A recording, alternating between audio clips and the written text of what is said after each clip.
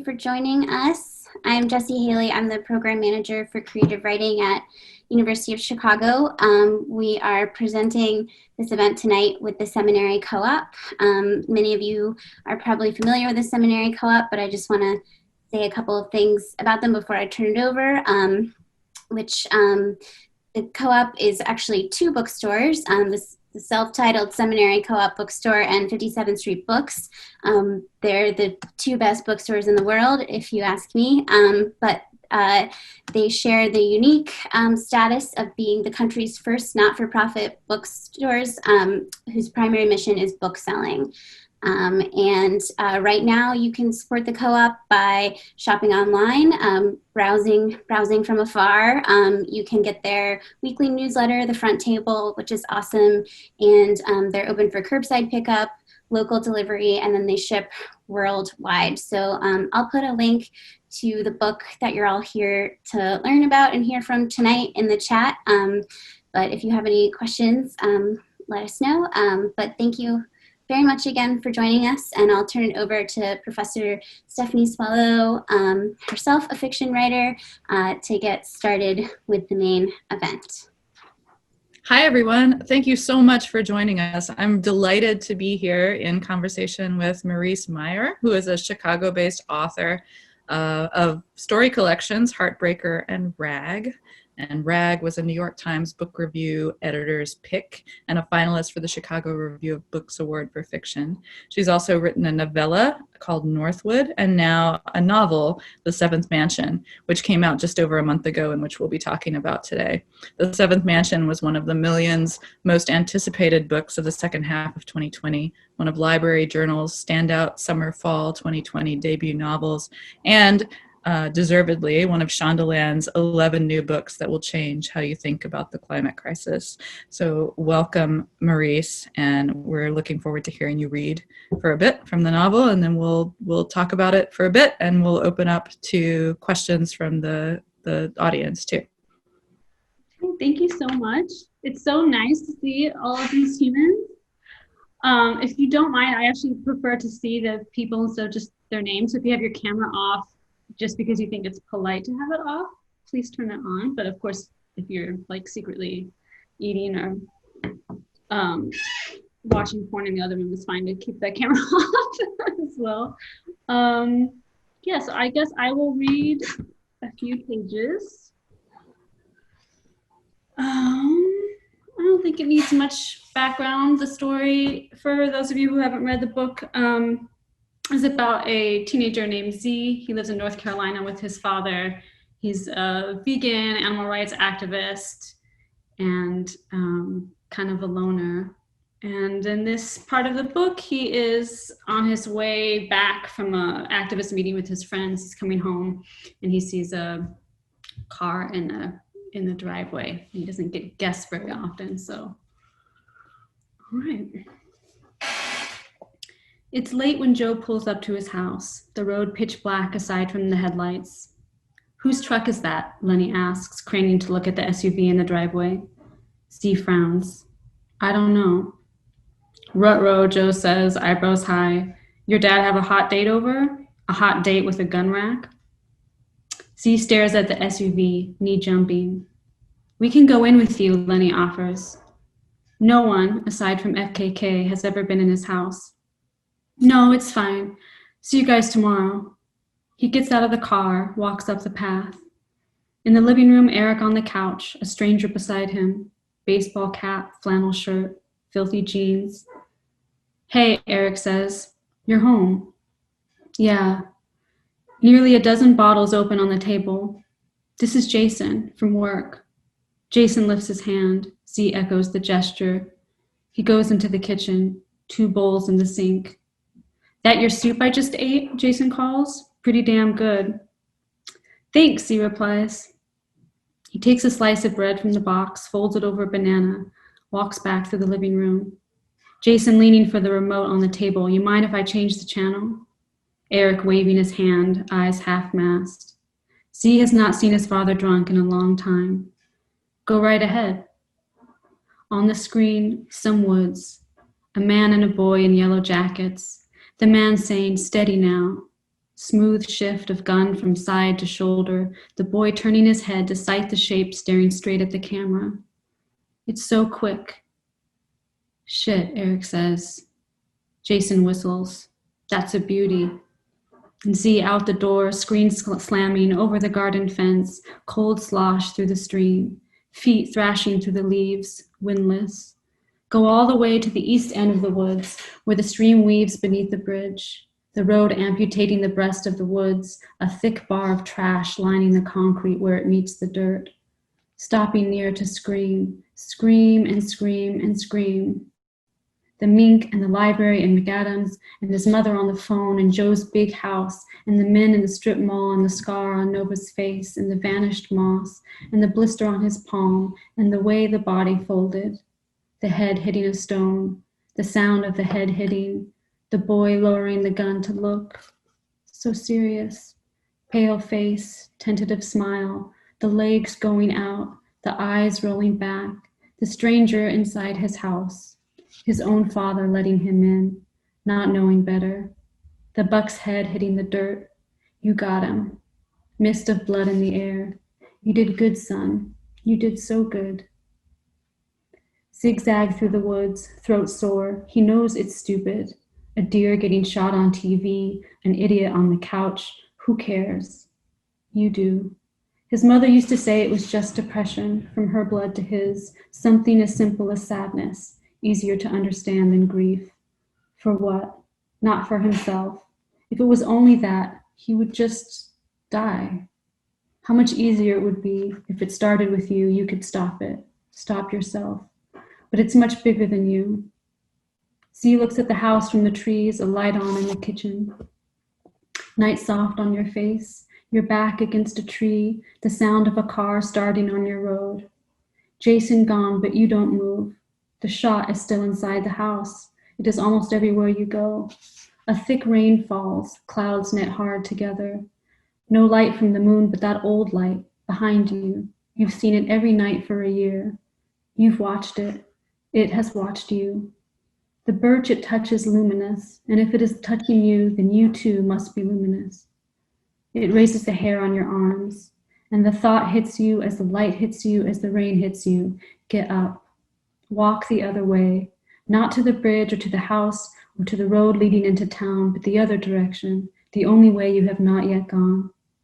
The ground softening with every step, bark peeling in sheets from the trunks, roots gathering the water, the wood always feeding itself, with the sky and the air and from every death that settles here, holding the land together, holding what is above to what is below, the chaffinch and the primrose, the wood sorrel and the violets, the bluebells and the woodcock, the crows, the pale moths with wings edged in black and brown and white, clinging to the serrated leaves, witches' brooms of dead twigs spread between the branches, the velvet mosses and the ferns pulsing with beetles and worms, army of light and decay, of night and air, the husks of the winged seeds of the trees themselves, rotting since last spring in the seams of the earth.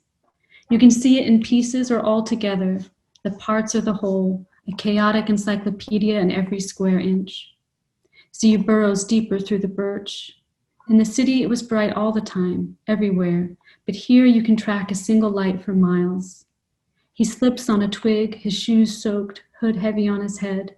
Soon he is at the edge, the last line of trees towing the submerged grass. The light brightest. The light is brightest here. The church is tiny, taller but no bigger than his own house, planted at the far end of the field. Dark stone and thin windows graze the steep red roof, silver spire, peaked wooden door, laced with rusting ironwork. A round window above, and above that the lamp, white light frosting the crumbling steps. Z puts his hand on the door, pushing. It swings open. Inside there is no one. 2 rows of pews, 5 deep from the altar, an enormous painted cross, a marble font, stone floor, a piano in the choir loft above the entryway, stained glass all around, red, blue, white, an angel outlined in lead. To the left, a table with a leather registry, and behind it the confessional, as slim and severe as a coffin. His clothes drip, He turns in a circle of water, looking. He wipes his face with his hands, holding his breath. Don't think for a sec. He can feel it, whatever it was in the woods. He stands very still. It's here, right here. Turning back to the door, how did he miss it? A painted cabinet, dark gold, taller than Z, pressed beneath a sloped stone arch. A little hole, also gold, for a key. Could be coats inside, or whatever priests wear, or Bibles, or nothing. Could be nothing. The rain stops. Such a silence, deeper than in the woods, pure, unrelieved. Z takes a step. He strokes the belly of the cabinet where the wood swells. He presses his thumb against the keyhole, bends, inhales. He knows the smell, cold, earth, bone. The way a smell can be like a sound, calling. The key hangs from a nail behind the case, its long chain swinging slightly against the stone. He slips his hand into the gap, takes the key, fits it into the lock. How to describe the beloved? Behind the door, a pane of glass, and behind the glass, a body, full skeleton dressed in an elaborate suit of silver, knee bent, hip cocked, one hand pointing to the sky, the other settled on the hilt of an enormous sword. Head turned downward in its nest of metal to gaze at Z. Silver boots to the thigh, long pleated skirt, breastplate in a Roman style. Narrow windows edged in heavy filigree cut over the arms, the shins, the chest, revealing the slim yellowed bones beneath. A plaque affixed to the bottom of the glass, Saint Pancratius, martyred 304 AD. He traces the name, Pancratius, P. So this is you.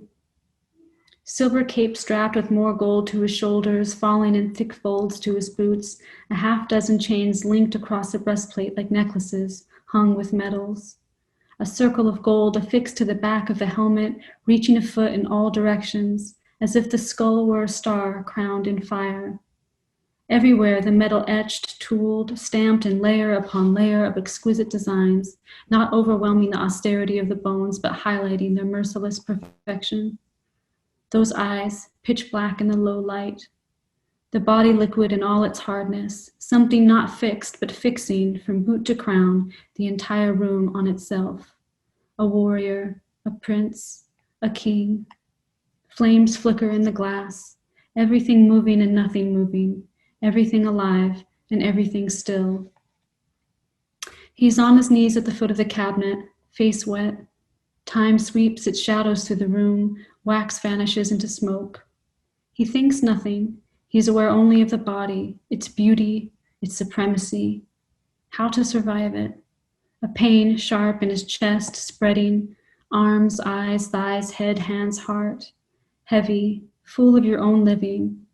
The body watching, knowing you. You stay there, breathing, as hard as you have ever been. The window's half bright at 4 a.m. Eventually someone will come, whoever takes care of this place, of the saint. He wipes his prints from the glass, the saliva from his lip. He shuts up the body, slow, eyes on the skull until gone. Key in the lock, a sigh behind the wood, the rest of the church jumping into place. Swallow, slip out the door, down the steps, dew in the grass, sparkling against his shoes. He falls back into the ferns, a whisper in the branches, help me, a shock of crows bursting from the leaves.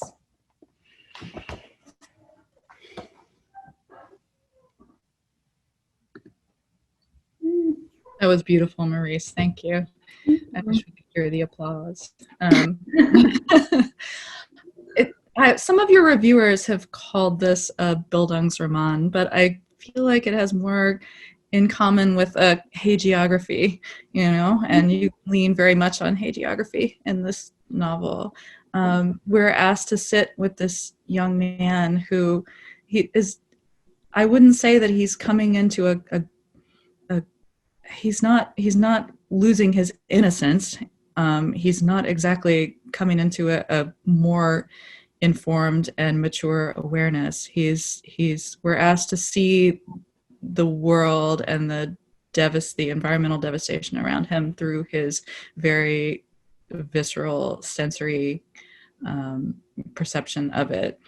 And so I wonder if you can talk a little bit about that, how you place him as a character within this world where we're I think a lot of us experience the kind of eco paralysis that that that tells us that there's nothing to be done, and yet he feels responsibility for the trees around him and the minks. Yeah.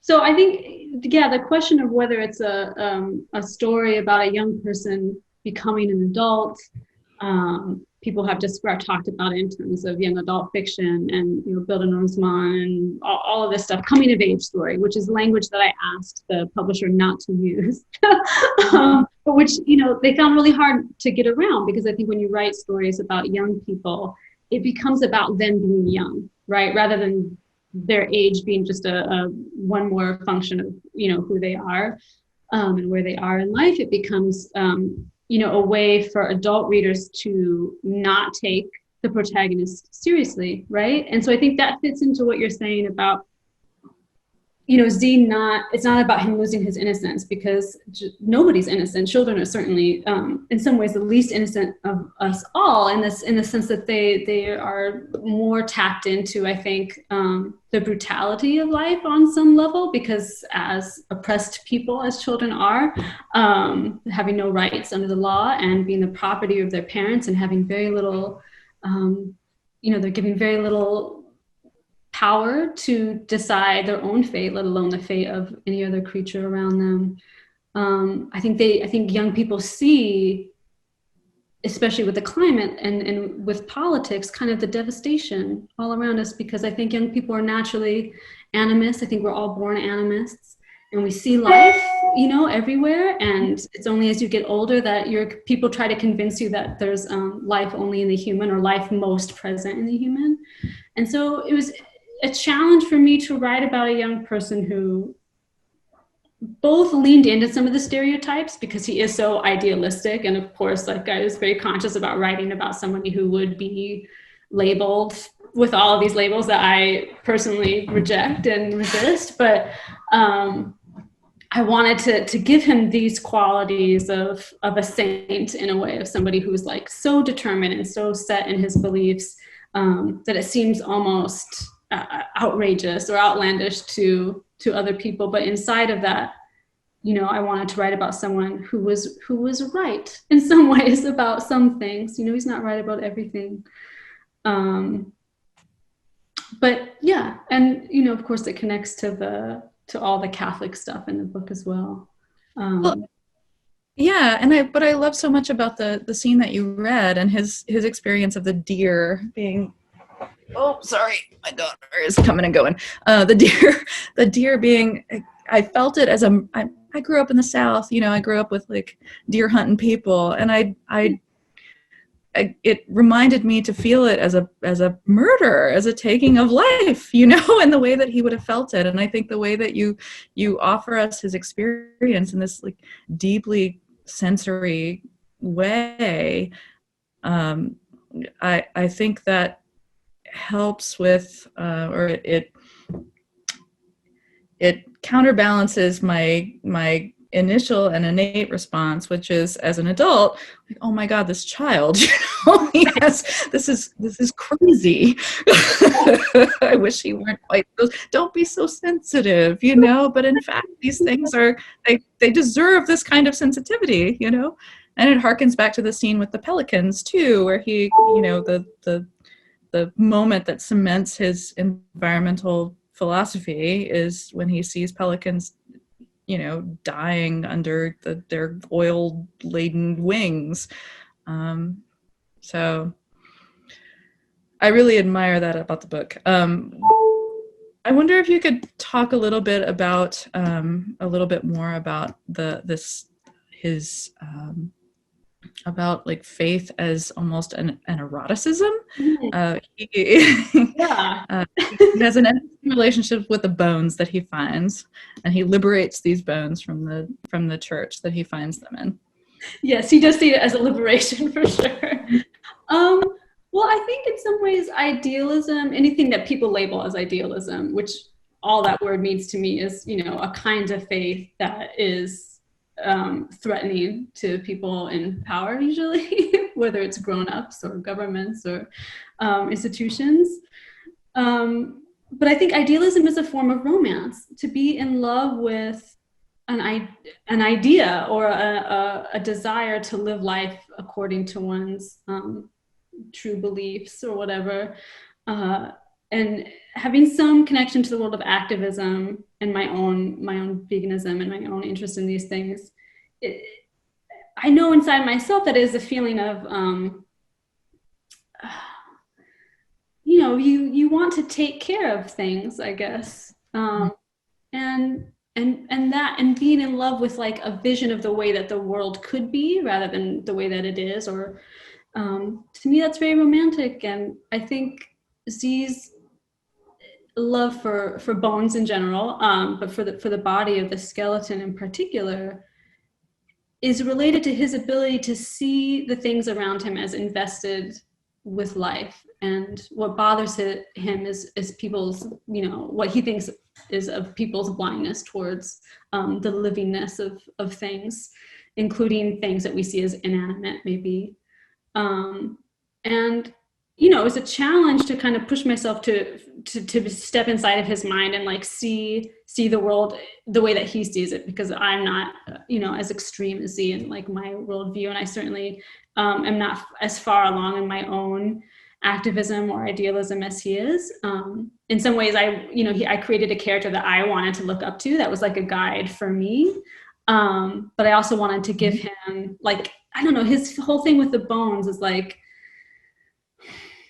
pushing myself like to be uncomfortable with his overwhelming romantic feelings, and trying to see if I could identify with him in some way, or like get inside of his head enough where that even his attraction to a skeleton, a dead body, would make sense.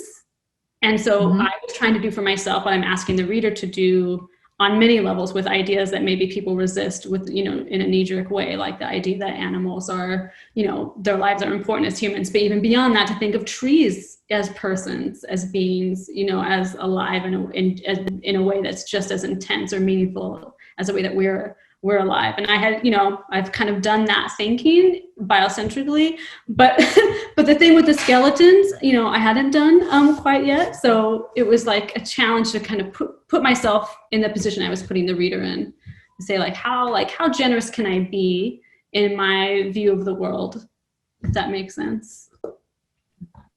And you were incredibly generous with Z, and so generous that the reader also feels that generosity, because I think you're able to push against him at moments. Yeah. And I love the moment when Joe and Lenny call him, or Joe especially calls him out for holding himself apart from other people, from holding himself apart from community. And I wonder what you have to say about whether this kind of purity or saintliness is possible within a community, which is to say, is it possible at all without separating oneself entirely from other people and living a life of devotion and marriage only to God, or whatever you perceive that God to be? Well, I think that's the problem with romance in general. So I think that our like Western notion of romance is about two people or two things together forever, and they create a world that's like separate from the other world, and like we really fetishize that. We think that's what everyone longs for and aspires to, is a community of two. That's it. And so romance itself, and I think Z comes to think of this in when he's reading about the saints, and he's reading the Interior Castle and all these Catholic mystics who, instead of acting on Christ's teachings, just sat, in Z's mind, are just sitting around and praying and thinking about, how wonderful it is to connect with Christ. And he sees that as essentially inactive, but yet he also has the longing for romance and passion as well. And I think what Joe and Lenny are critical of him in some of those moments in the book is like his desire to see the world a certain way and to have other people join him in that vision cuts him off from the people around him who really care about him. And I didn't want to write a book where it was like there's a hero and then there's all these villains and all these people who don't understand him. Almost everyone in the book actually understands him pretty well, I think. I mean, and they're as generous as it's possible to be, you know, with someone who's as on the outside as he is. And, you know, even the owner of the mink farm is, you know, tries to reach out to him in his own flawed way, but is trying to meet Z somewhere, and Z just like resists it almost totally. And I think that's, you know, but then when he calls him to question his own romantic desires and the way that kind of separates himself from his actions, you know, there's an attempt to like criticize himself in a moment, but he does pull back from it. But I do think it's such an interesting question of like, and that I think about all the time, you know, I'm an anarchist, but like I live the most like bourgeois life of anybody that I know.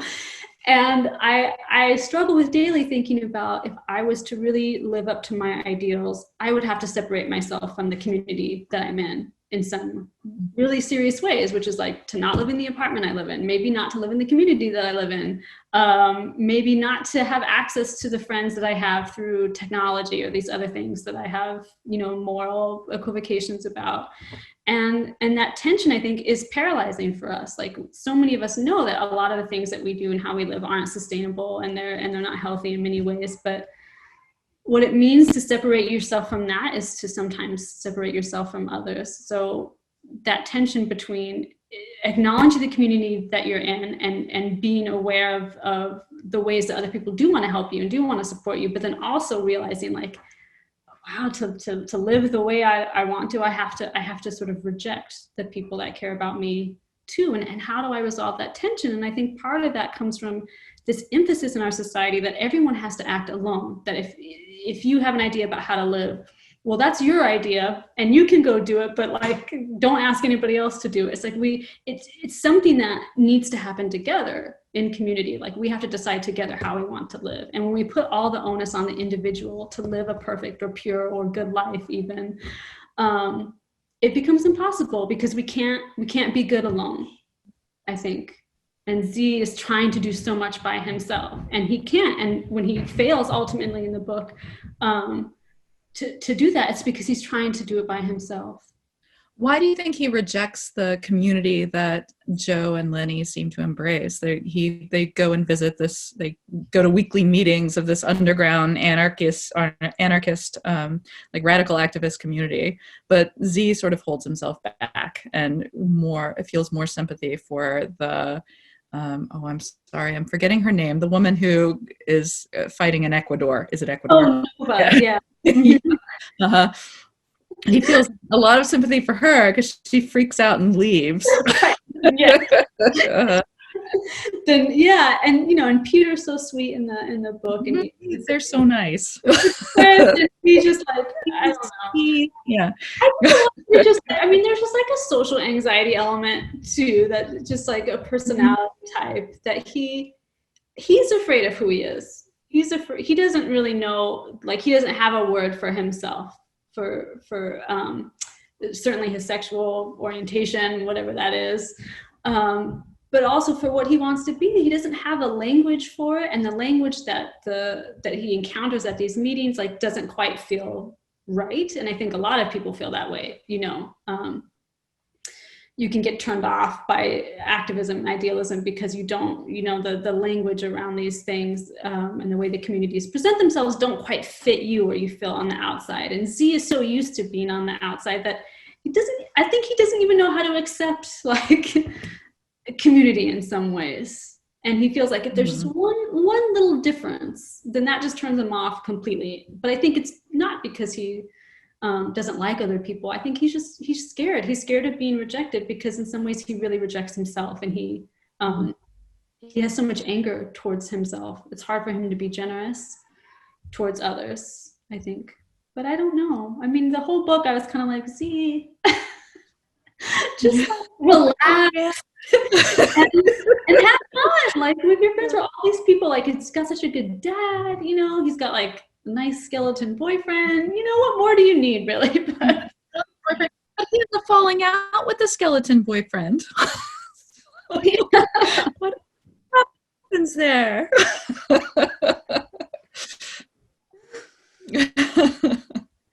Like somehow Z has gone too far in the end, and the skeleton boyfriend isn't quite there with him. I know. The No? skeleton boy was like, hey, check yourself.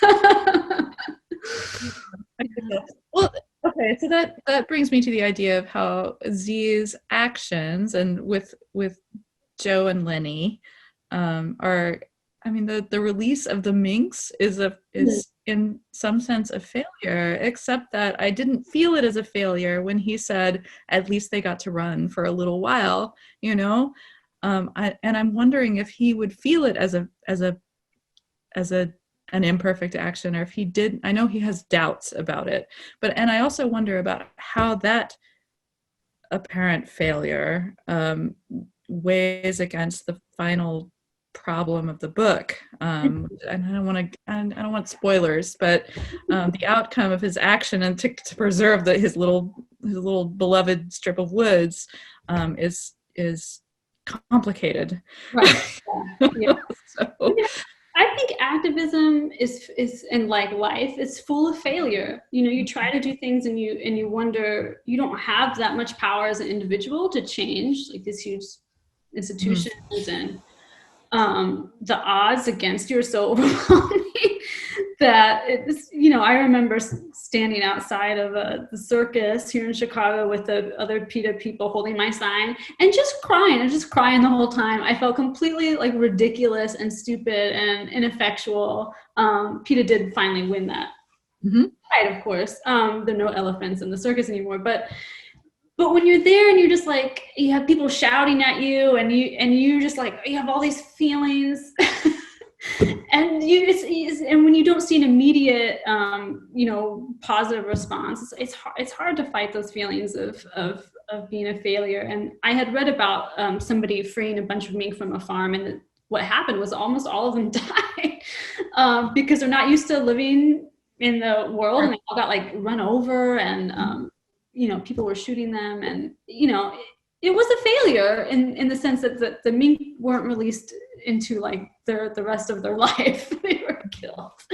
And I thought about how it must feel to be that person who did that action, and how brave it was. You know, if you get caught, you go to jail, it's paying money. I mean, it's there's a lot of, you risk a lot doing those types of things. And in some ways, if you're so focused on like your ideas of what's right and what's wrong, sometimes you can forget to take into account like other practical considerations, like what are mink, like how do they live, what do they eat, like where would they live if they lived in the wild? And if you're just like, they should be free, like let them out of the cages, you're only getting like a little bit of the context, right?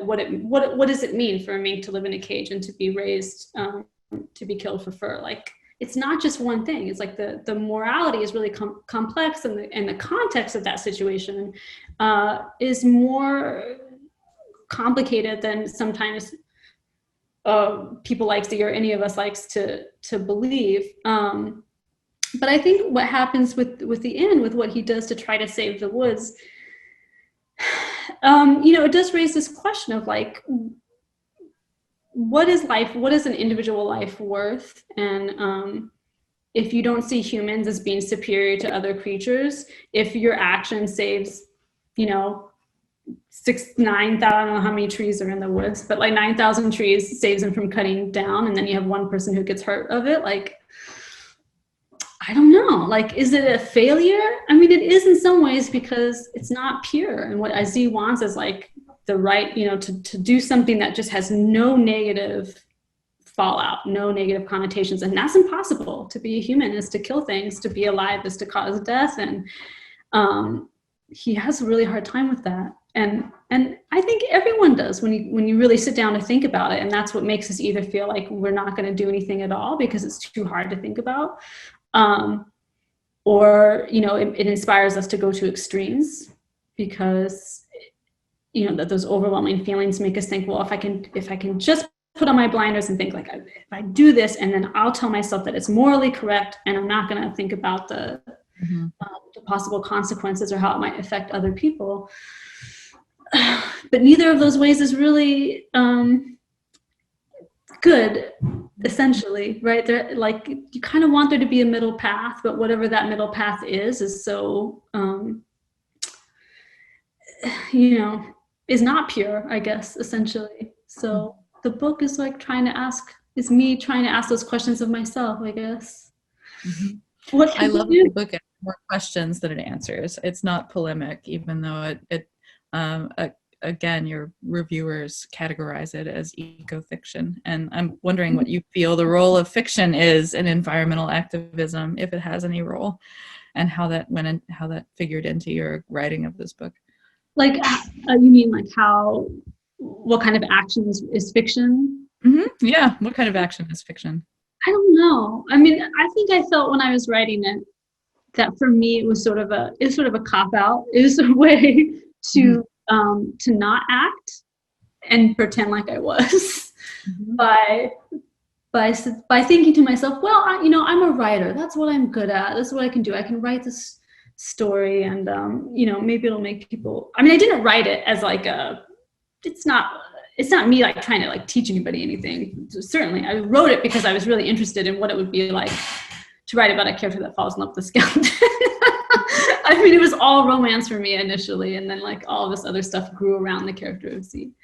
So I didn't write it as like a political tract, but I think as I was working on it and the environmental stuff came up and the political stuff came up, and it became clear that the book really wanted to be about those things much more than I'm usually comfortable with putting politics in my work. I just thought like, this is me like putting all of this stuff into Z and having him stand in for me in a way, like saying that I know all these things and I'm concerned about the environment and animals,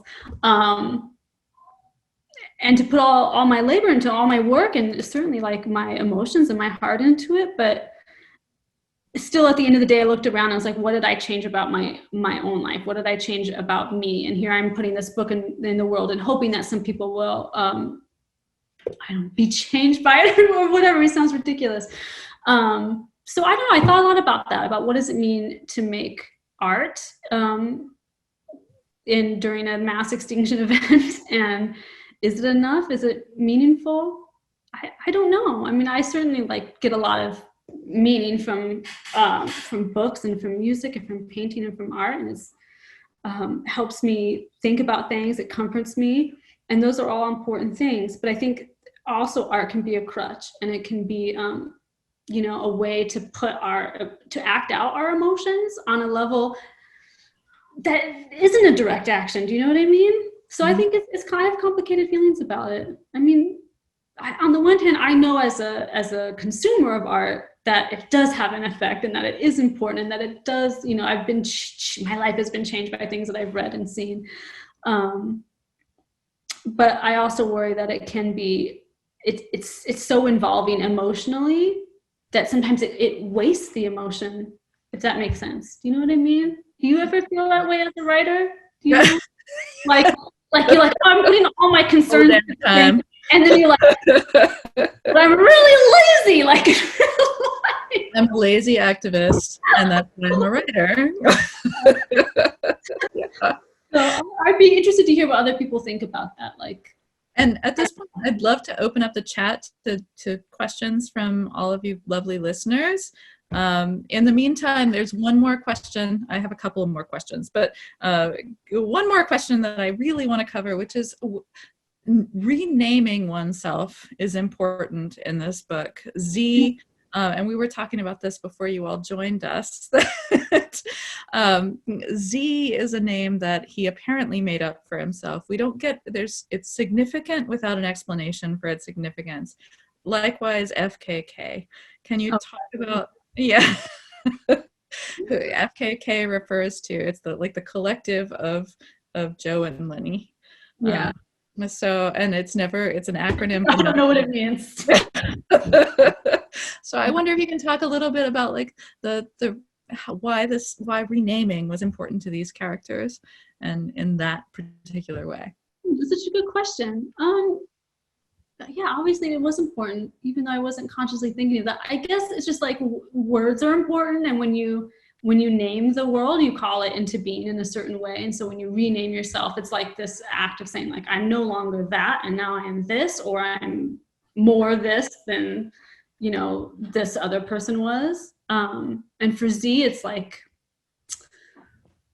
yeah, it's trying to get some sort of power, you know, to draw a line between the past, and then, like, when he makes these resolutions after he sees the effects of the oil spill in LA, where he's from, it's just saying, like, I'm devoting myself to this new life. And I think that's like, in, you know, Catholicism, right? When you go through the church, like, you choose his name and all of this stuff. And so, like, the naming of yourself as a Christian, as, you know, and a vegan. I mean, I certainly experienced that when I first stopped eating animal products. It was like the name itself, the word itself, vegan, was like, it felt like applying it to myself did something, which of course it didn't. But, you know, at the time it was like, you know, it was like, spurred me on to action and became an identity. And I think that's, you know, there's so many pitfalls with that we could go into. But there is something sort of charming and sweet about, like, the act of naming itself. And I think, you know, like, children take great delight in, like, naming things, and taking that power from themselves in a world that seems like everything has been named already by someone else, usually some jerk with more power than you, like, to reclaim some of that and to say, no, I'm creating the language, and I'm making this new language for myself or for this group, and this is the language we're going to speak. Yeah, certainly has a lot of interesting implications, negative and positive, I would say, for sure. I love that. I just love that FKK, where where to use the plural of the singular verb, you know. I love the relationship.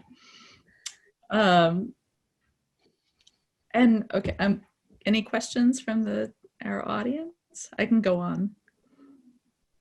I'm also curious, while we're waiting for questions to come into the chat, about how you counterbalanced place. I think you probably could not have two places more or further removed than California and the rural South. So, how did you decide on the place for this book, or the places for this book? I have such an embarrassing answer for that. I'm horrible about writing about place, because I myself don't get attached to places in the way I think a lot of other people do. I was like, I need a place that has trees in it. And these, you know, I really wanted to write about, like, this certain, you know, these silver birch. And so I just chose a place where it would be possible to encounter these types of woods. I went to school in North Carolina. I went to Warren Wilson for my MFA, and it was long distance. So I was only there, you know, 20 days out of the year. So I did not get to know it that well, but it was very beautiful. And so that was probably part of it. It's like, well, I could sort of make it up. But I remember when the book was in copy edits, the copy editors were so angry with me. Like, the guy, I really think he just hated me. He was like, this woman's an idiot, because I had, like, the wrong plants growing in the wrong season. And then, like, Z was always eating stuff that the guy was like, he'll die if he eats, like, these crazy mushrooms. Like, and I was like, I don't care, I'm a writer. I should do whatever I want. I was like, there's, like, a skeleton that talks in the book, and you want to, like, get after me about, you know, whether or not he can eat this many fiddlehead ferns or whatever. But yeah, and I'm from California. I'm not from LA, but I do love LA, and as, like, a symbol of a place that has so much natural beauty, but then there's also, like, the epitome of just, like, how humans have destroyed a landscape, and, you know, it's always on fire and everything. Yeah, I guess that's why I chose those two places. It's interesting. The book does feel sort of placeless in that way, you know. Yeah, no place is named in it. You know, yeah. They never stay where they are. In Kentucky, Tennessee, who knows where. Yeah. Okay, we have some questions. Can you please discuss the stylistic choices you made? And this is from Bill Chamberlain. Thank you, Bill. And I think specifically maybe that has to do with and correct me if I'm wrong, the sort of fragmented sentences and lack of dialogue and yeah. Okay, thank you. Yeah, so I don't use dialogue quotes in my work ever because I think that they're ugly. And I also get hung up about the idea of like quoting people and then it having to be true, like what they said was true. It's a ridiculous thing to worry about. But I did go more extreme in this book where there's not only are there no quotations, but there's also no indentations when someone speaks, and everything's like jumbled together, and you don't know if someone's saying something or who's speaking or if they're speaking out loud or not. I mean, I think you can get into the rhythm of it and you can sort of figure it out. But I kind of wanted it to be like, and in some ways to mirror the politics of the book and to have it be as anarchic as possible, to say that like nothing in the text is given a special place. Do you know what I mean? And like no speaker is given more authority than someone else. It's all kind of just like packed together. And you're sort of left to interpret it and to hear it the way that it makes sense to you. And some people might read sections of dialogue and not read them as dialogue. You know, they might read them as a thought or something else. And that idea has always intrigued me, of like the musicality that comes out of playing with syntax and taking away these markers for speech, especially. It's like, I don't know, it's more like choose your own adventure in a way. But in some ways I wanted to challenge the conventions of language, because in my mind, the book itself the story is very conventional in the sense that like things happen and there are characters. I mean, there's nothing really experimental about the book story-wise. So I wanted to counterbalance that with like making the way that it was written a little bit less conventional. And then the sentence fragments, that's just how I heard Z when I sat down to write. I mean, it was even more intense than this is a much diluted version. I mean, when I was first writing, it was like everything had a period afterwards. Like one word would come out and then I had the impulse to put a period there. And I think there's a sense of Z, like he just can't get anything out of his head, you know, like he's so stuck inside of himself, and he made me feel like stuck in there with him. And I smoothed it out a little bit because it was a little bit too much. But yeah, that's kind of what I was, partly the diction happened because that's just how Z sounded to me, but then also putting everything together, which is a conscious attempt to I don't know, to liberate the text in some way, I guess, from certain conventions that I feel beholden to on some level. Well, and I think you broke away from point of view conventions too. You often slipped into second person and in intuitive ways, although if you had some sort of conscious planning around the slip, the slips into second person, then I would love to hear you talk about them. But I felt like they worked, they were moments of deep intimacy with the character. Okay. Danielle Meijer, who I when there's a plant, says, I'd like to hear more on child liberation and how we can do more as artists to include young people as full members of our communities and conversations, asking for a friend. Oh. Well, my twin, is writing a book about child liberation, and that's where I get all my ideas about it. So really, she should be the one to speak about it. But I think the first step is to challenge our own notions of childhood, and to challenge the category itself and why we're attached to it. A lot of the arguments we use to withhold rights from young people, we use against women and people of color, and there are literally no arguments otherwise that we use that we can justify philosophically or morally or ethically. So in some ways, yeah, I think that the first step to embracing any kind of liberation ideology is to say, well, why does the category exist, and who does the category serve? And does the category of childhood serve children, serve the young people in our life? And do they have a hand in defining their role in those categories? Yeah, that's all. It's a big subject for me. And certainly this book was a reflection of my own engagement with these ideas. But look for the future book from my twin. That's what I'll say about that. Yeah, lots to think about. Barry Paul Clark would like to know, says, I'm interested in your process. I love the inclusion of the Galway Kennel poem in the beginning. I'm wondering if in this context, did this poem come to you before you began the writing, Or did you build the writing and then realize the connection to his poem? Whatever the answer, does that sort of process of connection happen through all your work? That's a good question. I love that little poem. My brother-in-law, Peter Steves, introduced me to Cannell's poetry. And I was deliberately looking for something to put at the front of the book because I'm always like jealous of other writers who have some like amazing quote. So I think I was almost done with the book, and I was like, I bet Cannell has something to say that will fit perfectly. And I just opened, I can't remember the title of the collection that piece is in. And it just opened to that page, and I saw that line, and I was like, oh yeah, there you go. So it was just serendipitous that it happened that way. But yeah, does it sort of process of connection happen through my work? For sure. I think I'm like a magpie, like most artists. I just steal things from other people. And then, like when I found that quote, and as I was doing the revision, of course, I thought more deeply about what he said, picked out some themes that I wasn't aware of in the text. And that's what's so wonderful about using other people's work as inspiration, because it helps. It's a great mirror for your own stuff. It helps you see your own work a lot more clearly. Yeah. Mm-hmm. Nicole Weaver says, you like the book more or less now that it's out than you did when you first wrote it? That's a really good question. I love that question. Nicole. I don't know. Probably less. I think many, you can probably attest to this, when the book's in the world, it's bizarre. Because you're trying to read it, all of a sudden how other people would read it. Like, I would hear so-and-so was reading my book, and then I'd take it and I'd be like reading it and trying to imagine like somebody else's response. And most of the time I was like, this is just nonsense. It's ridiculous. Tonight was only the second time I've read from the book out loud, and I don't enjoy it.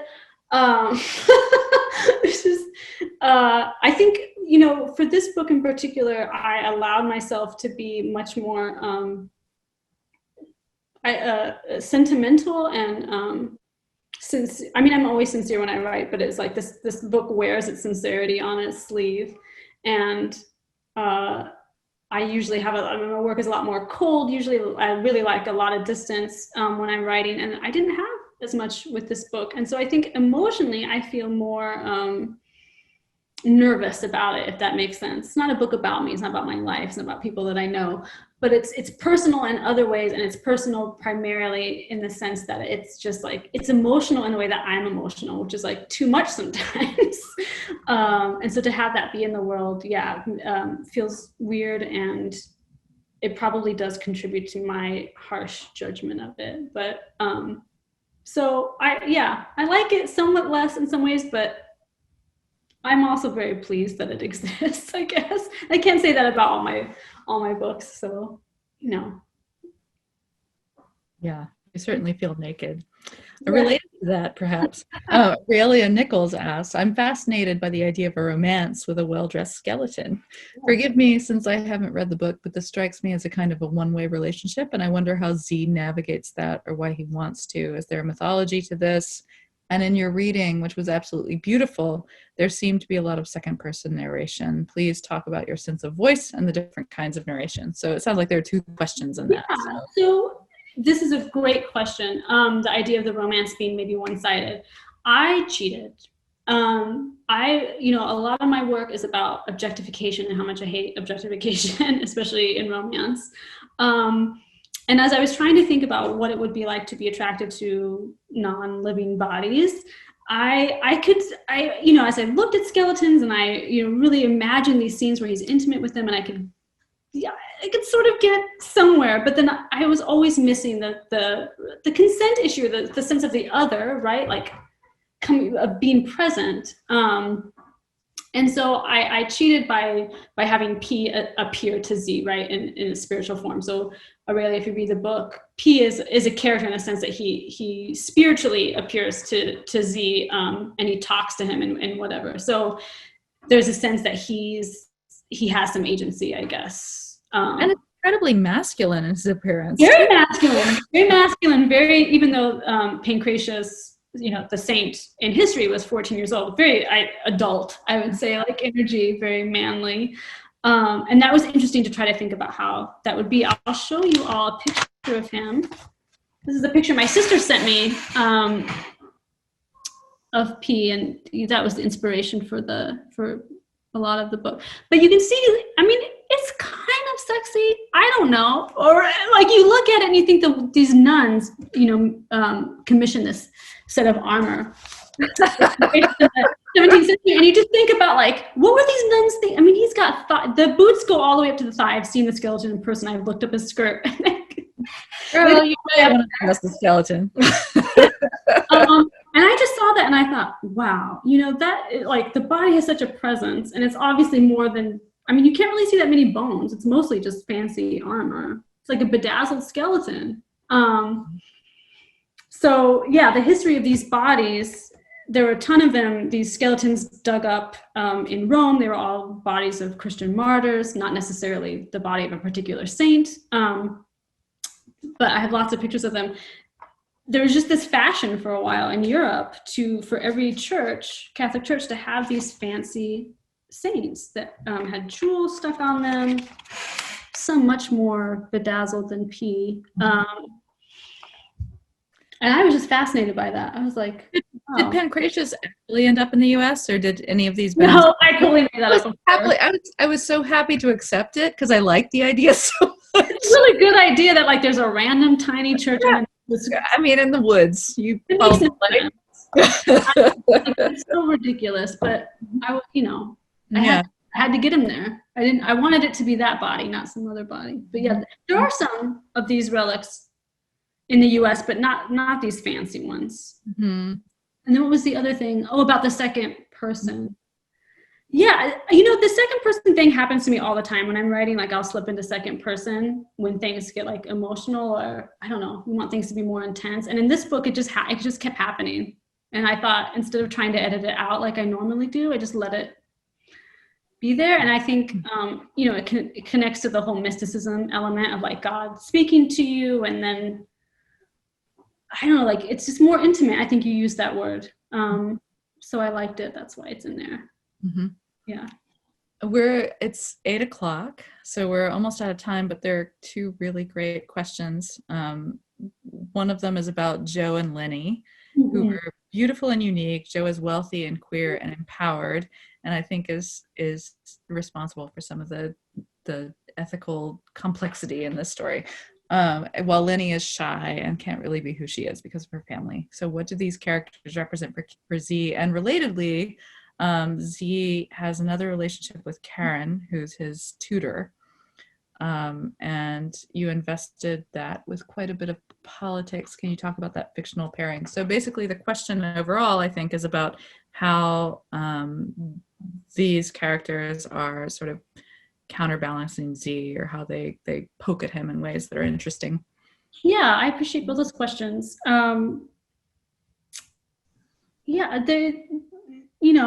weren't written to mean something to Z or to anyone else. They're just the people that came out. But I think with Joe and Lenny, you have these two people, and like Z is sort of in the middle, right, in terms of like how much power he has. And Z probably has the most power in the sense that he has the love and the support of his father in many ways, which his two friends don't have that from their families. I mean, Joe's rich, but her parents have no idea who she is. And Lenny is very poor and a very conservative family in many ways who don't know about her identity at all. And Z has the most, I think, in some ways out of those two, and he doesn't see it. So maybe in that way they function as these sort of extremes, and then he's actually more like in the middle than he would ever imagine himself being. But I think his friendship with all three of the women, he's not a great friend, and that's like one of the big flaws in Z, is that they all have these complex emotional lives. I mean, there's a lot of hints about towards the end where he sort of realizes that Lenny has a lot more troubles, and Karen certainly has a lot of troubles that he does know something about, but he doesn't ask about his friends. He doesn't ask about their lives. You never see him in like inquiring about like how things are going for them. It's all kind of about him. So as I was writing the book, I wanted more of those other characters. I wanted them to be more present, but they weren't present for Z. And so I couldn't like force them into the text more than they are in there, because he's not engaging with them. So I think what we end up feeling is like there are these other rooms, right, in the text, but you never get to, he doesn't like open the door on them. And so they kind of serve to highlight his isolation, but also they're there to say like, look, he's not like he doesn't have friends, right? It's not like he doesn't have people who care about him. I'm interested in Mario's question about what the politics between Karen and Z, I guess because, you know, she eats meat in the beginning and he's offended by it. And I don't know if that's what that's about, but yeah, I don't know. It's hard to be friends with people who feel more personal stuff. Well, she had an abortion. Yes, and that was interesting. Yeah, that scene where she does have an abortion, which they never talk about. You know, it's very Hills Like White Elephants. It's like oh, what are they? You know, abortion, which is a needlessly coy maybe, but he can't. He has such a hard time talking about that. And her question to him is like, does he think that it's wrong? And she's really concerned about whether or not he would see that choice as negative. And, you know, I was trying to think of it from Z's perspective, and his answer to her is that I don't think you're wrong. And I think that was the perfect answer. Yeah, and I think, and that's the way it is with us. Like when you have friends who don't agree with you, your politics or your beliefs, 100%, and they're doing things that maybe you don't agree with. It's not like, it doesn't have to be like you reject them completely as a person and you think that they're horrible, right? If you happen not to eat meat, but your friends do, I don't feel like it has to be it doesn't have to be a point of contention or of ill feeling towards your friends. It's like ideally you have a generous view of who they are, and you realize that people are just trying to do their best, and there is totally room to push each other on things, but there's also hopefully a lot of room to be generous and to realize like we all suck and we're all super flawed, and we just do our best, in a world that's severely compromised by so many things that are partly out of our control. So that moment was interesting for me. I didn't know what he would say when she asked, and I was very relieved when he responded the way that he did. I thought that was lovely, and he's moved by those moments, like when Joe takes the task, he's moved by it. Yes, and he cares about his friends. I don't want to say he doesn't care about his friends. He loves his friends. He loves the people in his life. He loves his dad. It's just that he's so caught up inside of himself. It's hard to show. Especially worried for him at the end, and I hope he's okay. Is he going to be okay? And my daughter says, you don't have to worry about it because P breaks him out. Pete'll break him out. I was like, yeah, he'll be okay, I think. I mean, maybe. It's pretty bad. We're out of time, but thank you all so much for coming, and thank you, Maryse, for this delightful conversation, and I hope we can continue it in person at some point in Chicago. Yeah. Thank you all. Thank you, Seminary Co-op, for having us, and Jesse for organizing.